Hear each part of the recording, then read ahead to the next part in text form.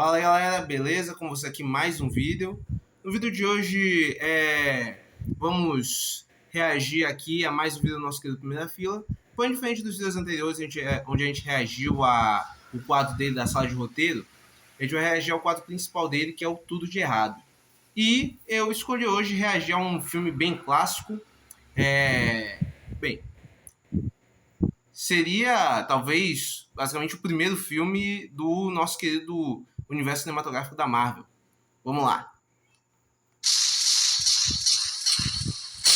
É 2008 e a Marvel acaba de contratar o diretor de Um Duende em Nova York para dirigir o filme de um super-herói classe B, estrelado por um ator que passa mais preso que seu intestino. Quais as chances dessa bagaça dar certo? Mas antes de descobrir o que já foi descoberto, deixa seu like, se inscreve no canal, pois esse filme foi escolha de vocês. E vem ver tudo de errado com o Homem de Ferro. Bora pro vídeo! Antes de tudo, primeiro, realmente, no final das contas, Homem de Ferro é um dos primeiros filmes da Marvel, e sim, o Homem de Ferro, nessa época, ele era esse nível, era um personagem assim, classe B, talvez até C, por conta que ele é um personagem bem pouco conhecido. Aqui no Brasil, talvez só conhecesse ele quem assistia desenho animado, quem assistia, assim, aquela série animada lá eu acho que o nome era a nova série animada do Homem de Ferro, no original era Iron Man Adventure Armored. E com certeza, se você não assistia desenho animado, eu assistia muito desenho animado quando pequeno, eu conheci o Homem de Ferro já. Mas para quem não assistia, nunca ouviu falar. Nunca ouviu falar antes desse filme. E até mesmo, talvez, mesmo depois desse filme, muita gente ainda ficou sem saber, porque o CM nessa época estava começando, foi o primeiro filme do CM, aí então depois ainda ia vir Incrível Hulk, depois ia vir Thor, Capitão América, e só talvez lá, quando veio Homem de Ferro 2 e o filme dos Vingadores, é que a galera realmente começou a conhecer o filme, começou a conhecer esse personagem, porque os Vingadores, para muita gente hoje em dia, é a maior equipe da Marvel, é a equipe mais conhecida, mas na verdade eles são personagens bem pouco conhecidos, bem pouco populares, porque são todos personagens que surgiram nos quadrinhos. E é nos quadrinhos que você sabe se o personagem que surgiu lá é popular ou não. E, sendo assim, o Homem de Ferro era bem pouco popular. Ele, na verdade, era até um personagem bem diferente do que a gente vê aqui no próprio filme da Marvel. Os Vingadores também não eram muito populares, eles tentavam fazer os Vingadores serem populares colocando personagens que eram realmente populares. Os 6 personagens mais populares da Marvel seriam basicamente o Homem-Aranha, carro-chefe, personagem que já vendeu dezenas, milhares de histórias e quadrinhos, personagem que ficava em primeiro no ranking de quadrinhos mais vendidos. O Hulk logo atrás, também um personagem que vendia muitos quadrinhos, menos que o Homem-Aranha, bem menos, mas ainda vendia muito. E aí então vinha, pra mim, o Wolverine que mais vende, tá certo, gente? O Wolverine carrega os X-Men nas costas e deixar. Mas é aquilo, os X-Men como um todo, eles eram personagens que vendiam muitas histórias em quadrinhos. Os personagens em geral dos X-Men eram muito populares, era a equipe mais popular. Muito mais popular do que os Vingadores. Mas, vamos ver aqui o que o Primeira Fila achou de errado nesse primeiro filme do Homem de Ferro. Eu gostava muito desse filme quando pequeno, gosto até hoje. Vamos ver se tem muitos erros nele.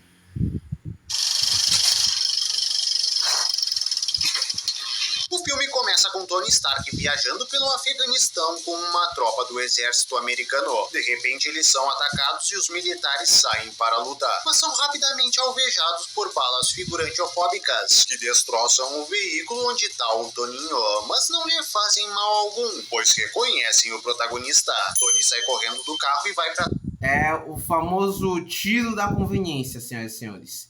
Acerta todo mundo que tem que acertar. Acerta o figurante A, o figurante B, o figurante C, todo mundo. Mas o protagonista, não. O protagonista não pode acertar. É que nem o Stormtrooper. Stormtrooper chega lá, mete tiro de laser para todos os Jedi. Não acerta ninguém. Uma mira maravilhosa. Não acerta ninguém. Atrás de uma pedra, mas ele é encontrado por uma bomba desenvolvida por sua própria empresa. A bagaça explode e você acha que o herói será destroçado em 1000 pedaços, mas não, pois os produtos Stark têm a mesma qualidade do relógio que você comprou nos camelôs. Então o efeito dessa bagaça é um pouco mais forte que um peido. O herói é capturado pelos terroristas. Então, basicamente isso aí dela não explodir, ele seria basicamente... porque aí tava muito perto, né? Aí, então o lance seria ele basicamente morrer. Uma explosão perto dessa mataria ele. Mas, como nas histórias em si, a explosão seria bem menor. E até não seria em si um míssil, se eu não me engano. Acho que seria mais uma granada. E aí, então, só cairia estilhaços nele. Só seria atingido pelo estilhaço. E aí, então, viria todo esse negócio dele ter estilhaços no peito que estão se aproximando do coração. Mas, então, você tem o reator Stark, que funciona como um super ímã que vai deixando os estilhaços longe dele. Se desligar, os estilhaços vão lá, atingem o coração, os outros órgãos, e ele morre. Por isso, ele não pode desligar o reator Arc no peito. O filme volta 36 horas no tempo para mostrar quem é Tony. Gênio, bilionário, playboy, filantropo. Essa cena não faz parte do filme, mas resume bem. Então nós conhecemos o sócio de Tony. É o cara, né, gente? Quem é você? Gênio, bilionário, playboy e filantropo. E o Homem de Ferro. O empresário Obadiah Stane, que era um velho amigo do pai de nosso herói. Olha só, Howard Stark participou da Segunda Guerra Mundial. E por essa foto dá pra ver que ele parelha de idade com Obadiah. Então quer dizer que Obadiah tem uns 90 anos. Cara, pior que é verdade, né, gente? Esse filme é de 2008. O Howard Stark, ele já era, tipo, velho não, mas ele já deve tá na casa dos 20, quase 30 anos. Gente, na Segunda Guerra Mundial, isso aí foi anos 30 para anos 40. O cara, pra chegar nos anos 2000, com 20 e poucos, 30 anos, ele teria que ter uns 100 anos. Ele teria que ter em torno de uns 80 a 90 anos. Só para chegar nos anos 2000. Nos anos 2008, se o Obadiah era da mesma idade que ele, ainda assim o cara estaria velho demais, gente. Que é isso? Esse cara teria que estar bem mais velho. Não, o Obadiah está muito conservado. É aquilo. É porque o que acontece? Você tem os personagens de quadrinhos, você tem um problema do seguinte. Muita coisa que foi desenvolvida nos quadrinhos não conseguiu... Foi desenvolvida na época. Então, ao longo dos anos, eles foram desenvolvendo várias outras histórias para justificar certos personagens ainda estarem vivos, mesmo depois de tantos anos, ainda estarem presentes, fazendo várias reinvenções, retcons, porque personagens de quadrinhos, no geral, eles são imortais. Então, por exemplo, você tem o Steve Rogers. Nas primeiras histórias de quadrinhos, você não tinha esse negócio do Steve Rogers ser congelado, para chegar aí nos anos 2000 ainda vivão e tudo. Ele era o mesmo herói ao longo de muitos anos. Então, depois inventaram esse negócio de não. Ele pegou, chegou lá no míssel que tava tentando impedir a ida e tal. Caiu no mar congelado, congelou, sobreviveu esse tempo todo. E aí, então, foram outros heróis que foram usando o manto dele. No início, o grande interesse amoroso dele era a Elizabeth Carter. Mas então, os caras foram envelhecendo. Só que então, o Steve não envelhecia, a Elizabeth envelhecia. O pessoal dizendo, que é isso? A Elizabeth vai virar velhinha gaga e o Steve não. Aí então as histórias iam avançando. O Steve ia ficando. O Steve com a mesma idade, não envelhecia. A Elizabeth já com 50 anos, o que os caras pegavam e diziam: não, olha, gente, ele não se apaixonava mais pela Elizabeth, ele se apaixonava pela sobrinha dela, a Sharon Carter. Então a Elizabeth, ela foi só alguém que ele conheceu lá no passado. Porque é aquilo, o personagem não envelhece, mas a história ao redor dele envelhece. Se os personagens tivessem a mesma idade deles, de quando eles chegaram nas histórias em quadrinhos, o Homem-Aranha, por exemplo, que é da década de quê? Eu acho que o Homem-Aranha é da década de 50. Só para chegar nos anos 2000 ele teria que ter 50 anos. Para chegar hoje, em 2026, o cara teria que ter uns 76 anos, quase isso. Então, o personagem seria bem velho. Acontece a mesma coisa nisso. Os caras botaram o Howard Stark lá. Foi uma escolha deles de colocar o Howard ali na Segunda Guerra Mundial, porque ele já estava lá, na verdade. Mas aí eles perceberam, poxa, a gente colocou o Howard Stark aqui. Aí, com esse negócio do Howard estar na Segunda Guerra Mundial para fazer o escudo do Steve, tudo e tal, que é uma história que você já tinha, você teve esse problema de, pô, mas o Howard Stark é o pai do Tony Stark. Quantos anos o Tony Stark tem? De que década vem o Tony? O Obadiah ainda tá vivo e o Howard já tá ali morto de velho aí. Então você tem esse problema, você tem essa incoerência que surge na história. Meu Deus, são 15 minutos de vídeo, eu já gastei 10 só falando. Vamos seguindo. Mas que velho conservador será que Toma formou? E descobrimos que Tony foi para o Afeganistão para demonstrar uma arma Ele usa os produtos Boticário, parceiro. nova de sua indústria. E claro que isso não faz sentido algum, já que os Estados Unidos têm seus próprios campos de teste e não arriscaria fazer esse tipo de atividade em uma zona de conflito que tem xiitas, sunitas e paquitas. Mas de que outra forma Tony seria colocado em perigo, não é mesmo? O filme acelera para o Realmente não faz sentido nenhum, mas segue o roteiro.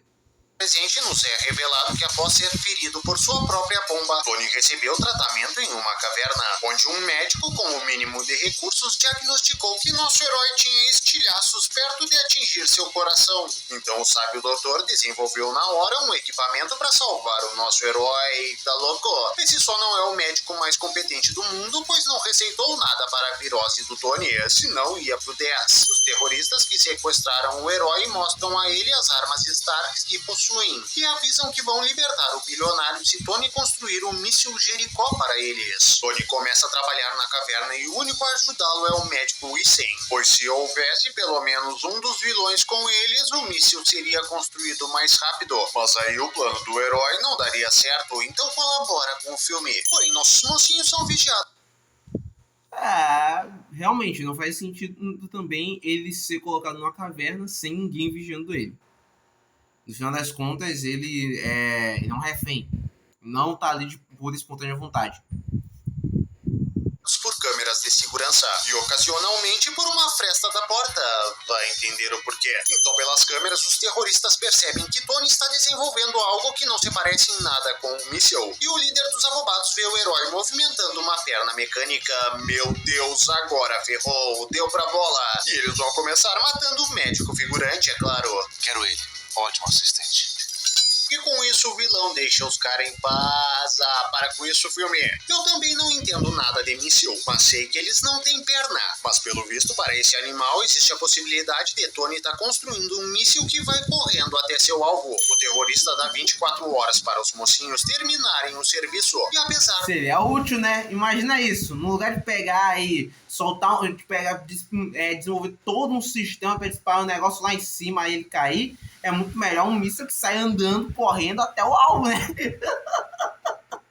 Economizar das desconfianças. Deixa eles trabalhando sozinhos, pois não quer sobrecarregar nenhum de seus funcionários com acúmulo de função. Que atencioso. Então, sem problema algum, Tony faz o capacete. Gente, olha só o shape do Robert Downey Jr., gente. O cara aí malhou, hein? Pior que ele nem malhou, na verdade. Os caras, na verdade, eles fazem um processo de desidratação do corpo, onde basicamente eles passam quase em torno de uma semana sem consumir nada, não come nada, só bebe água. Assim, dizem que no último dia eles podem tomar uma taça de vinho enquanto estão numa banheira cheia de sal, se eu não me engano. Ou é sal ou é açúcar. E isso ajuda a desidratar o corpo. O que acontece? Isso destaca os músculos. Mas não sei se o Robert Downey Jr. fez esse processo ou se ele realmente pegou e estava malhando na época. Seria interessante. De sua armadura e começa a se aprontar. Pelo visto, nem pelas câmeras estão vigiando o cara agora. Olha só que sorte, é feriado. Finalmente, o líder dos terroristas resolve ver o que o herói tá fazendo e percebe pela primeira vez que na mini caverna onde deixou seus prisioneiros há um ponto cego. Fala sério. Até os sequestradores de Ninguém Segura Esse Bebê teriam levado menos de 3 meses para notar esse detalhe. Ele manda seus figurantes até a caverna, mas os caras acabam caindo em uma armadilha de Tony e explodem. Isen começa a carregar o programa da armadura, mas os reforços vilanescos estão a caminho. Isen vai ganhar tempo para Tony, mas ao invés de pegar a arma e procurar um abrigo, o abobado sai dando tiro pra cima como um doido varrido. E os terroristas acham que sair correndo é melhor do que dar um tiro nas fuças do médico. Essa competição de burrice dá o tempo que Tony precisa para se tornar o Homem de Ferro. Então só pode ter sido promovida pela fada da conveniência. O herói sai dali dando uma surra em todo mundo. Então ele vê Issei morrer e quando deixa a caverna é baleado por terroristas que acertam seu capacete diversas vezes. Mas não os buracos pelos quais ele enxerga, pois isso seria trágico. O Homem de Ferro sai queimando tudo e então as bombas Starks explodem, envolvendo ele em uma nuvem de fogo. E você acha que seus... Olha, sobre esse negócio do capacete, basicamente eles não teriam exatamente tanta precisão para acertar, considerando que eles não estão com um sniper aí. Se eles tivessem com um rifle de precisão, um rifle de atirador, faria sentido, que a precisão permite fazer um tiro desse. Mas eles estão tudo de rifle, eles estão tudo com umas armas que basicamente é a famosa saraivada. Esse negócio saiu, você não tem mira. Você só aponta e seja o que Deus quiser. Os caras estão lá atirando, o Nelson está lá em cima. Então, acho que seria meio difícil mirar especificamente naquele buraquinho do olho. Talvez se fosse um buracão, dava. Mas uns buraquinhos dali não dava, não.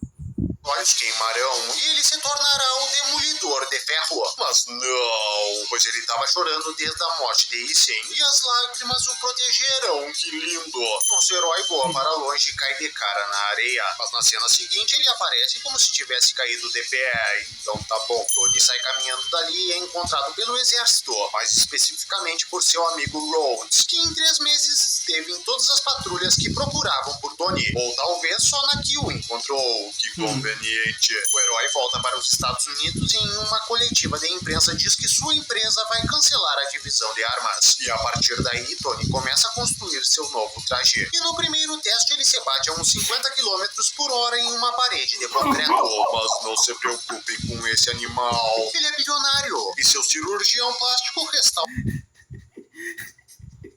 Pra mim essa cena só é cômica. É isso, é o famoso humor sério. É só pra ser engraçado, gente. Eu não tento levar em consideração como ele praticamente deveria estar todo destroçado depois de levar uma pancada dessa. Eu só acho engraçado demais.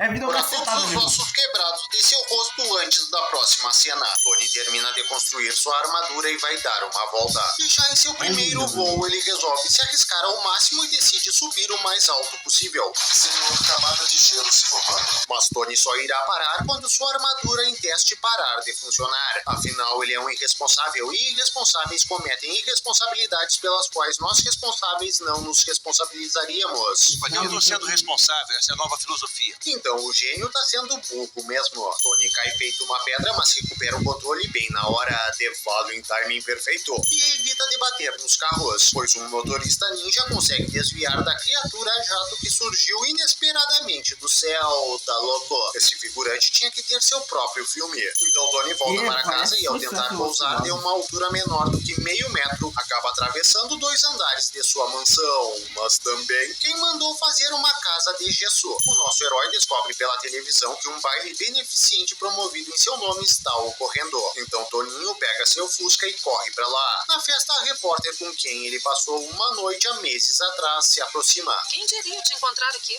É muita coragem sua aparecer aqui hoje. O nome da festa é Baile Beneficente de Tony Stark pelas famílias dos bombeiros. Eu não sei você, mas nesse lugar eu espero encontrar Tony Stark e pelo menos um bombeiro. A mulher entrega para o...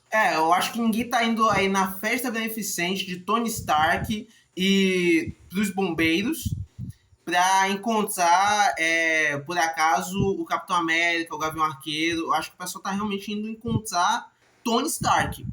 E talvez um bombeiro, e não um policial, não um médico, um paramédico, mas um bombeiro. Milionário, as fotos de armas Stark estão nas mãos de terroristas. Isso deixa nosso herói pé da vida. E ele vai tirar satisfação com seu sócio Obadiah. Fala sério. O cara viu pessoalmente que as armas estavam com os vilões. Então que indignação atrasada é essa? E Obadiah diz para Tony não encher o saco. O protagonista então vê uma reportagem que mostra os terroristas carregando seus armamentos. Olha só, esses bandidos são tão gente boa que até deixam ser filmados. E quanto a você, já se inscreveu no canal? Já curtiu o vídeo? Então dá essa moral, senão a gente fica desmoralizado. De volta a Tony, ele veste sua armadura. Sobre essa parte aí das imagens, basicamente isso aí seria um trabalho de repórteres investigativos. Basicamente eles teriam infiltrados com câmeras bem pequenas, aquelas câmeras quase de espião, com as quais eles filmam essas cenas sem serem percebidos. É um trabalho perigoso, mas, se eu não me engano, existe.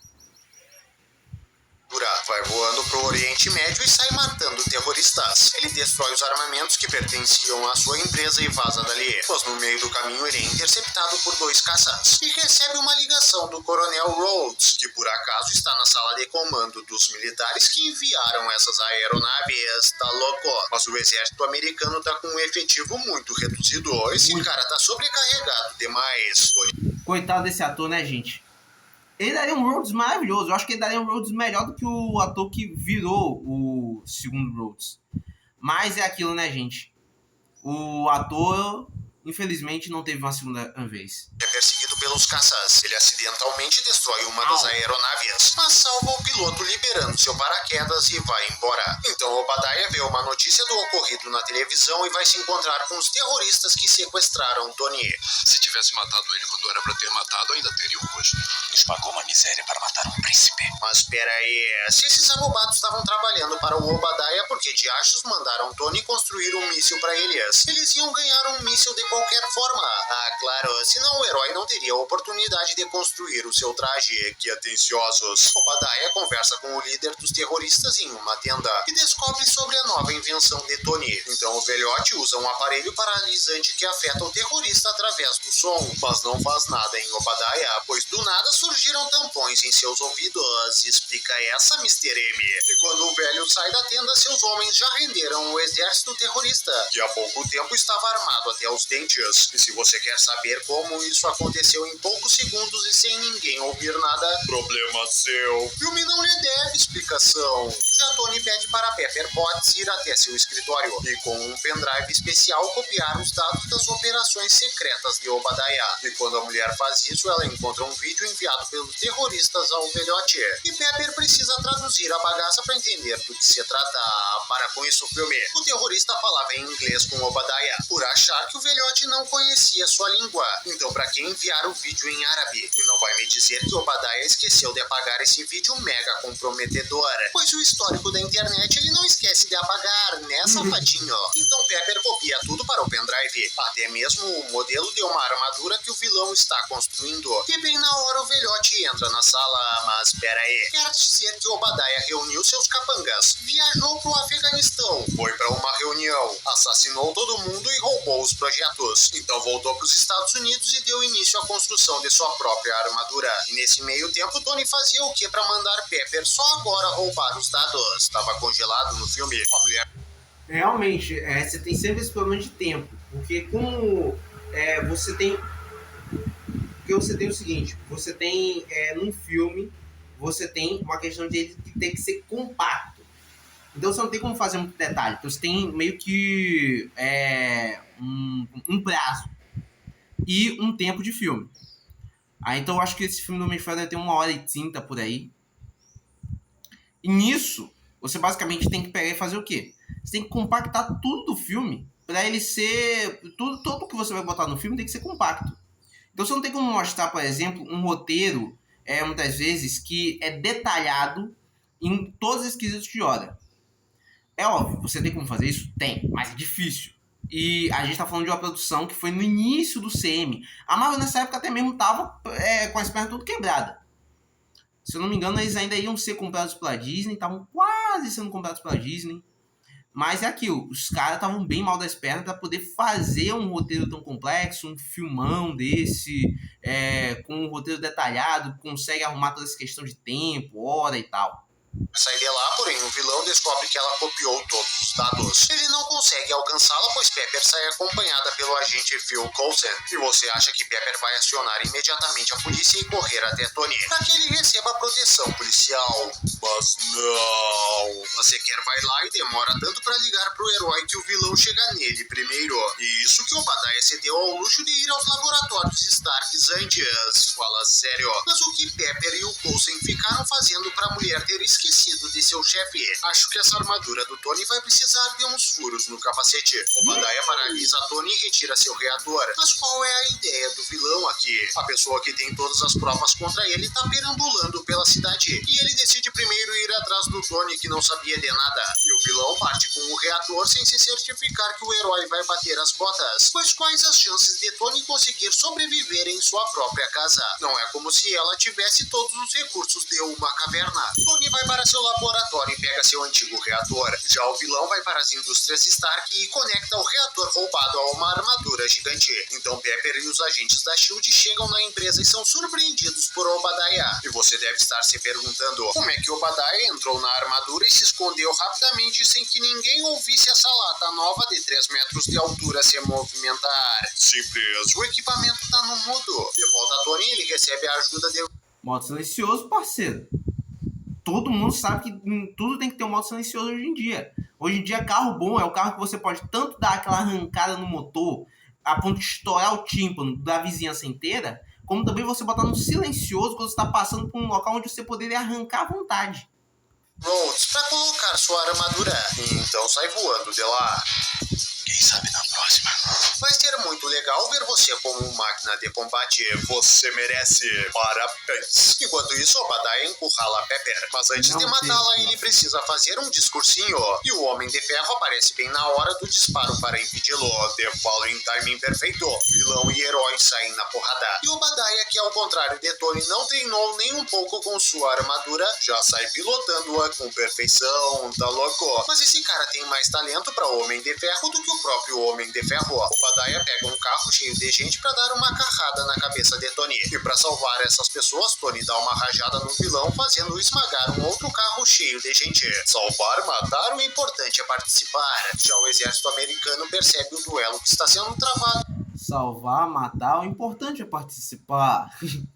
Mais um clássico aí do nosso querido Primeira Fila. E vai enviar caças para meter bala nos dois. Não é necessário, é só um exercício de treinamento, pessoal. Mas olha só, Gol desapareceu para impedi-los bem na hora. E você pode pensar que é mais um timing perfeito. Mas a verdade é que o coronel é o deus da guerra. E por isso está em todas as atividades militares, não importa se é no Afeganistão ou nos Estados Unidos. De volta a Tony, ele manda Pepper sobrecarregar o reator das indústrias Stark. Isso ocasionará uma explosão que afetará letalmente todos que estão no terraço. Por isso Tony pede para ela esperar ele sair dali primeiro. Porém, Obadiah encurrala o herói no terraço e cacos de vidro caem sobre a cabeça de Pepper. Mas não se preocupem com essa animal, pois os cacos são cavalheiros e desviam para não machucar a mulher. Aperte esse botão! Você vai morrer!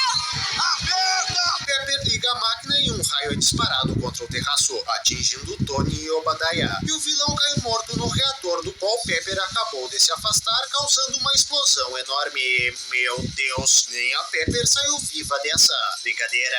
Tony sobreviveu, pois é o protagonista e as regras não se aplicam a ele. Já a Pepper tá viva, pois usa o protetor solar Perseu, aquele que aguenta o calor de um vulcão e não sai nem com banho de lava. Então Tony vai fazer uma declaração para a imprensa. E por algum motivo é o Coronel Rhodes que faz a apresentação do cara. Mas qual é a função desse militar, afinal? Ele trabalha pro Tony ou pro exército? Ou tá fazendo bico de porta-voz para comprar o... Ele faz tudo um pouco, meu amigo. Ele é tudo um pouco. Ele trabalha pro exército, ele gosta, ele ajuda o Tony, ele protege o cara, ele é porta-voz, ele é tudo um pouco. É aquilo. A gente não pode escolher muito, a gente tem que ser multitarefa. PlayStation 3. Tony admite que ele é o Homem de Ferro. E mais tarde ele recebe a visita de um cara... Eu achei a coisa mais sem sentido ele admitir que é um super-herói. É como se, tipo assim, todos os vilões aí do mundo vêm aqui na minha casa porque eu sou um super-herói. Pode vir aqui e me quebrar na porrada. Olho, chamado Nick Fury. E percebemos que mesmo depois de ter sua casa invadida por Obadiah, Tony não aprimorou a segurança de sua mansão hipertecnológica. Bem, e esses são os 44 pontos de... Olha, eu vou dizer o seguinte, eu acho que mesmo que aprimorasse não ia deter muito o Nick Fury, que é um super espião. Acho que deve saber como desativar mesmo uma segurança extremamente avançada. 44 pontos de errado. Nem foi tanta coisa errada assim que tem no filme, né, gente? Pra mim ainda é um ótimo filme, eu ainda gosto bastante dele. Tudo de errado com O Homem de Ferro, que é um filme muito bom, mas eu duvido que vai gerar uma franquia de sucesso. Agora deixa seu like para eu saber que você quer ver a continuação e se inscreve para fazer parte de nossa comunidade e escolher os filmes que passam por aqui. Um forte abraço, tchau! Tchau aí, meu querido primeira fila. É isso, gente. Na minha opinião, Homem de Ferro é um filme bom. Pra mim é um bom filme de super-herói. É um filme que funciona. E é um filme que sempre me diverte muito quando eu assisto. Eu gosto muito dele como um todo, tanto das cenas de ação, como também de como ele trabalha a evolução do Homem de Ferro. E no início aparece como um personagem que não liga pra ninguém, não liga pra nada, vive a vida doidado, bebendo, pegando mulher. Aí então chega lá no final, ele tá como um cara mais heróico. Ele tá como um cara que se importa em salvar vidas e ele tá até mesmo disposto a sacrificar a vida dele para poder impedir um vilão. Então, para mim, é um filme que, dentro do que é ser herói, ele evolui muito. E, para mim, isso é o que torna esse filme tão bom. Valeu, galera. Até mais. Fui!